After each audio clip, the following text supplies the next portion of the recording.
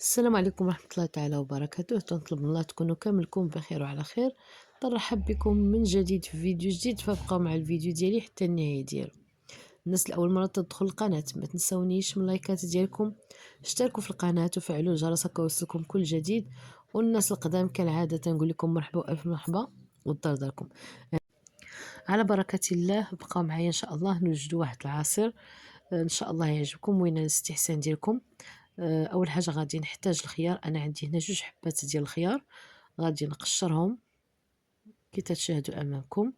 وكذلك غادي نحتاج واحد 2 برتقالات ولا 3 على حسب الموجود، وغادي نحتاج واحد الحامضه. المهم هنا بعد ما غادي نقشر الخيار ديالي وغادي نقطعه الى قطع كي تشاهدوا امامكم.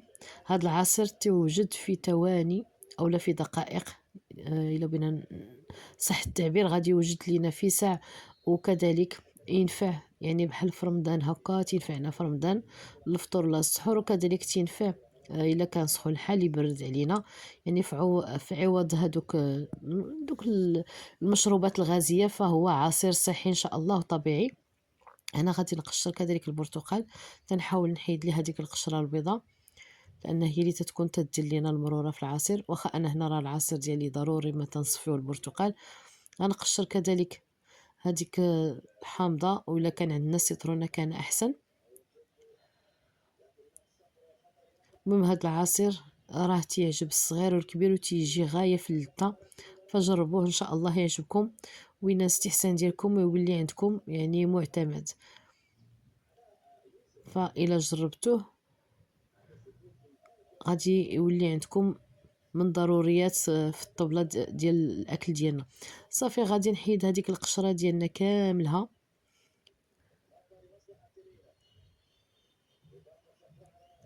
هنا أنا درت 3 البرتقالات لأن البرتقال عندي صغير. إلا كان برتقال كبير فنديرو نكتفيو ب2 حبات كبار. هنا أنا جبت واحد البانيو، غادي نقطع هذاك الخيار. الا كان الخيار المهم الا كان الخيار حار فحيدوا لي هذاك. الا كانت ماشي الا كان الخيار حار، الا كان هذاك القلب ديال الخيار فيه المرورة فتنحيدوه. انا هنا عندي هذا الخيار كبير، ولكن واخا هكاك القلب ديالو راه حلو، فداكشي باش ما غنحيد منه والو، غادي نخليه بالزريعه ديالو.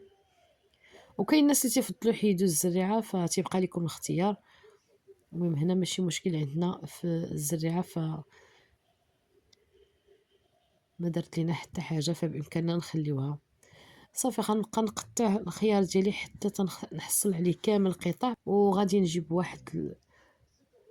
هنا واحد 3 ديال التفاحات.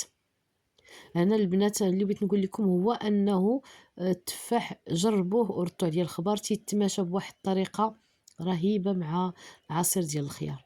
يعني سبحان الله العظيم تيجي تعطي واحد النكهه واحد اللذه. احنا عارفين ان الخيار يعني ما فيه حتى شي نكهه، ولكن من تنضيفوا ليه اضافات فهو تيجي يعني تيولي زوين. هذا يعني هذا هو الهدف من هاد الاضافات اللي تنضيفوا. يعني هنا الخيار هو صحي ولكن هو ما فيه حتى شي نكهه، ولكن ملي تنضيفوا ليه اضافات يعني تنضيفوا ليه داك الكاس ديال الياغورت، اولا تنضيفوا ليه دوك الساشيات ديال الفاني، اولا تنضيفوا ليه بنانه، اولا تنضيفوا ليه هنا التفاح، فهو تما فين تتبان اللذه ديال العصير ديالنا. اما الا اكتفينا بالخيار بوحدو فاحنا عارفين ان الخيار بوحدو ما بنينش ما زوينش يعني ما. صافي هنا غادي نحيد هذاك العظم ديال الحامضه ديالي. احنا عارفين تيكون عامر بالعظم فتنحاولوا نحيدو باش ما يطلق ليناش المرورة في العصير. مع العلم الليمون انا عندي البرتقال عندي ما فيهش العظم.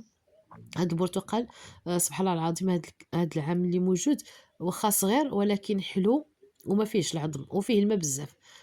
انا في الاول نهار اللي شفتو في الاول قلت ما زعما غيكون ناشف، ولكن انا اكتشفت انه ما فيهش الماء بزاف، ما فيهش العظم وفيه الماء بزاف، يعني العكس. صافي غادي نجيب واحد الآلة ديال العصير اللي عندكم بطبيعة الحال هنا على حسب الموجود، مولينيكس ولا روبو ولا اللي عندكم. انا غادي نستخدم هادي. صافي وغادي نطحن. في الاول ما غاديش ندير الماء تنحاول في الاول ما نديرش الماء باش ما يخرج لياش من الجناب، حتى تنطحن ديك الطحنه الاولى عاد تندير الماء، لان حنا عارفين الا درنا الماء من الاول فتيخرج لينا من الجناب ديال هذاك الروبو. صافي غادي نصفيه، نحيد هذوك الشوائب كاملهم اللي تيخرجوا لينا من هذاك الحامض وهذاك البرتقال. صافي تنحتفظ هنا غير بالعصير ديال الحامضه والبرتقاله، الحامضه والبرتقالات. هنا غادي ندير نفس الطريقه، غادي نطحن هذاك التفاح اللي عندي وغادي نضيف عليه الخيار، حتى انا هنا ما ناوياش نصفي لا التفاح ولا الخيار، فما فيها بس غندمجهم مع بعضياتهم.